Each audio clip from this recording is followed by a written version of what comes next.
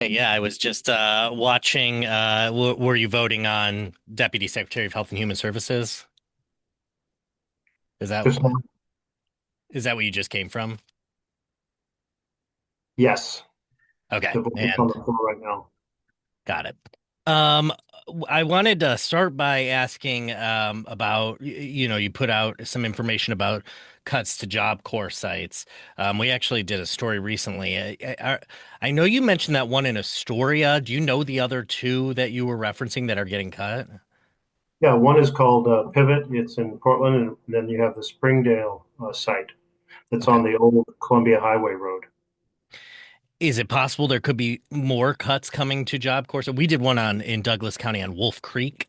They were kind of uncertain of their status.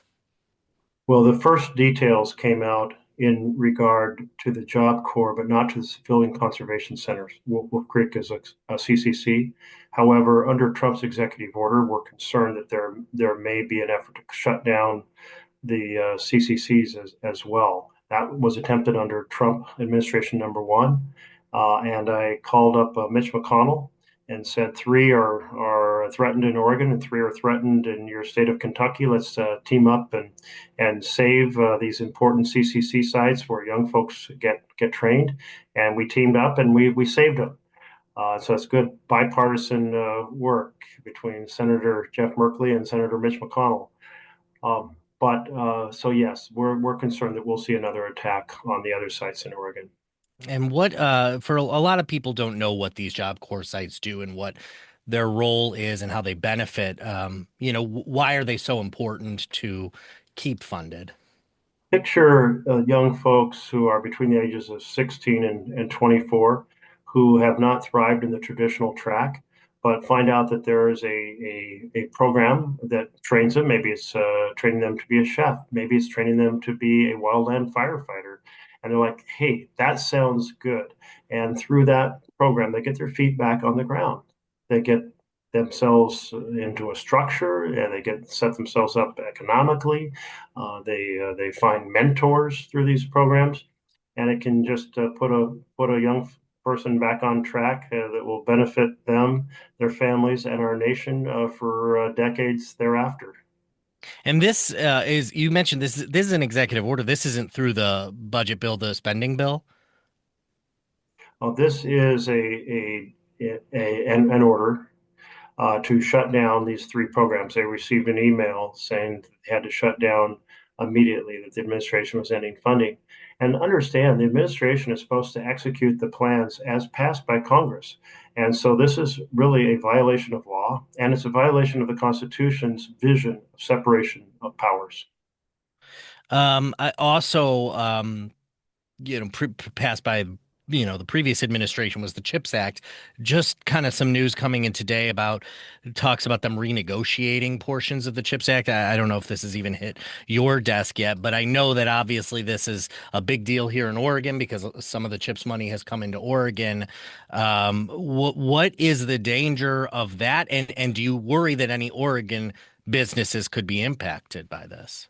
Well, I did raise this in a hearing earlier today with the Commerce Secretary, and he said, yes, they are renegotiating the contracts, and I expressed a lot of concern in two ways. One is that important projects are underway and a partnership was forged, and so an interruption in those partnerships designed to accelerate American leadership in the production of microchips. And second of all, a broader concern that when you can't count on the government to follow through after a contract is signed, it undermines confidence for everyone about any form of contract, any form of partnership with the U.S. government.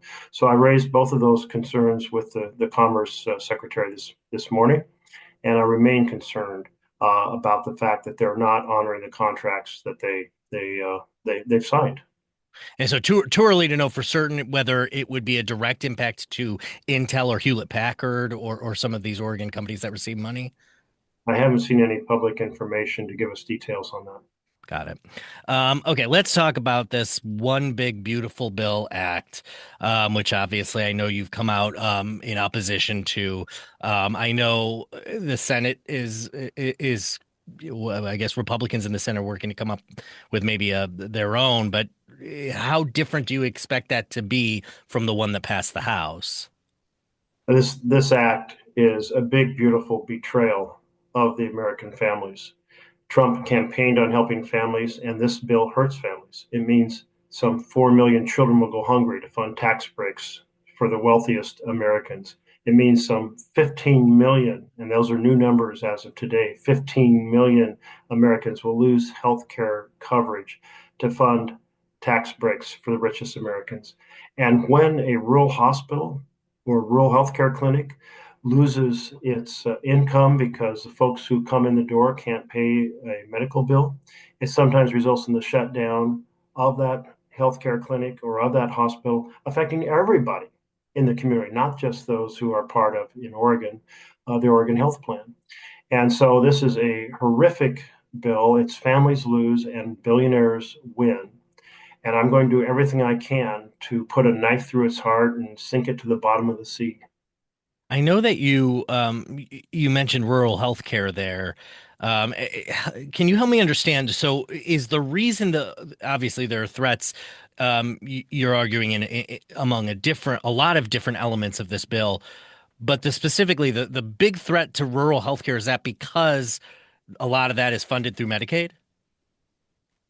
Yes, because if you have healthcare coverage and you go to the local clinic or hospital, that clinic or hospital gets reimbursed for the healthcare they provide. But if you don't have coverage and you're in rural Oregon, rural America, and you don't have the money to pay for the bill, well, the revenues for that clinic or that hospital suffer, and that can result in them having to shut down programs or close completely. Republicans have, some Republicans are saying there won't be cuts to Medicaid. Trump is saying that. Um, do you see that as a flat out lie? It is a flat out lie. To say that no one will lose health care, and then the nonpartisan group set up to give honest numbers says 15 million people will lose health care. They're only off by 15 million. That's a pretty big lie to the American public. And have you spoken to, because seemingly, if this were to pass in the way it's written, it would mean a bigger burden potentially on states to fund some to cover some of the lack of funding. Have you spoken to any state agencies or state representatives in Oregon about how this would impact them? I can tell you they are very concerned. I've received phone calls from members of the legislature, and also the governor and I have had discussions about what a threat this is to healthcare in Oregon. And it is really outrageous that we should be contemplating such a massive slide backwards. It would be the worst slide backwards in terms of healthcare coverage for Americans in American history. So much damage to families, so much damage to communities, so much damage to the state budget. Any way you slice it, this would be a disaster. So the argument that, some of this stuff should go to the states, some of this stuff should be put on, the budgets of the states. Is that even reason? I mean, is that possible? Well, it's unreasonable. I mean, already the state is going, 30% of the state funds come from the federal government. All those are endowed. So the state legislature is really struggling with how to proceed forward in that situation. And to say then, well, now another burden is going to be placed on the state when the state already can't count on the money that it's been the traditional flow from the federal government to assist state programs. There's no way automatically that states can cover these additional expenses. And a lot of states have a provision in their law, Oregon doesn't, but many states do, that says if the national Medicaid support is diminished, then it shuts down their Medicaid extension program or expanded Medicaid program. And Oregon's been one of the most successful states in the country in signing people up for expanded Medicaid. It's really increased the flow of resources to our rural clinics and our urban clinics as well. So we've seized the opportunity to provide maximum quality health care in Oregon. And boy, a lot of Oregonians will be hurt millions of Americans will be hurt. And realize people will die. The estimate is that you lose millions of people off of health insurance. They postpone treatments and diseases become worse. I think the estimate I read was over, you could anticipate more than 50,000 additional deaths per year because of taking away health care. Trump ran on massive cuts and obviously brought in Elon Musk right away to in their, hopefully for their sake, implement some of those cuts. Um, is there, do you see a path to actually slicing the deficit, dealing with our national debt without cutting Medicaid? Well, Trump really ran on, I'm going to be the champion for working families. And that's why this bill is such a betrayal, because this is all about helping billionaires, shutting down the programs and then increasing the tax benefits for the very richest Americans. Think about the fact that the bottom 20% in terms of the tax provisions would get a benefit of about $90 a year. Wow, that doesn't go very far. But the richest Americans would get $90,000, the top 10%, $90,000 benefit per year. So this tax strategy is all about helping the rich get richer. That's not healthy for America. What's healthy for America is everyone to have a foundation of healthcare and housing and education so that families can thrive. They'll argue, though, that we need to deal with the debt. We need to deal with the deficit. And I know the CBO says this will increase the deficit and not necessarily help. Um, but again, how do we, most Americans are on board with the idea of cutting the deficit, are on board with the idea of cutting the debt. Well, of course, this bill has nothing to do with cutting the deficit. It increases them by giving such massive tax breaks to billionaires. The estimate that, as compared to current law, is that this will increase, and we'll have some new numbers soon, so they may be slightly different. But the earlier estimate from CBO was that over 30 years, this will add some $52 trillion to the debt. And if interest rates are 1% higher than they estimate, they said it will add $76 trillion to the debt. So this is absolutely the opposite of fiscal responsibility. The Republicans have been knocking down the pillars of fiscal responsibility decade after decade. First of all, they took a fast track process designed to decrease deficits and did a nuclear option and reinterpreted the rule and said, oh, we can use this to actually increase the deficit. They turned, black into white and white into black in kind of an Orwellian fashion. And then the rule still persisted that you couldn't increase deficits after 10 years. This bill attacks that. It will increase the deficits continuously because the tax cuts will be continuous. And the pillar of fiscal responsibility is we're going to have honest numbers. And so we'll set up this agency, this nonpartisan agency. We'll quit lying to ourselves. We'll quit lying to the American people. And what have they decided to do? We're not going to use CBO numbers. We're going to create some new magical baseline against which we will judge this bill.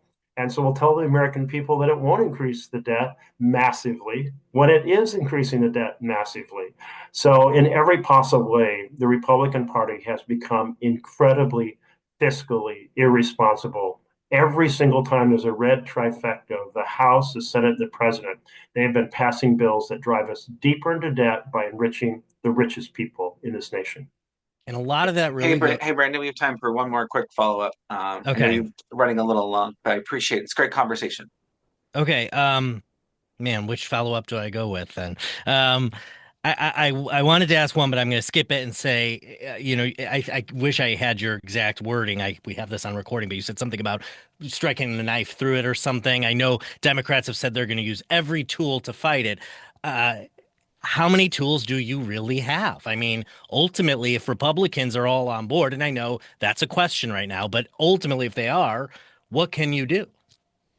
Well, we're educating the American public, and the American public is outraged. They're outraged by the massive increase in debt, which will compromise our ability to provide health care and housing and education programs for families to thrive in the future. They're outraged by the fact that this bill cuts health care for 15 million Americans.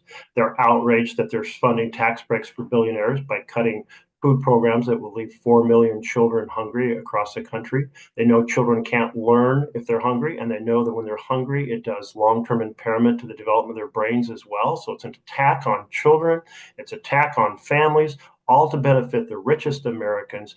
And the more that Americans are hearing about this big, beautiful betrayal of the American family, the more they hate it. And that's what will bring this bill down. I'm going to do everything I can to put a knife through its heart and sink it to the bottom of the deepest part of the sea. Thank you, Senator. Appreciate So, it. all Thank right. All you. right. Thank you, Talk to you soon. Justin. Thanks. Bye.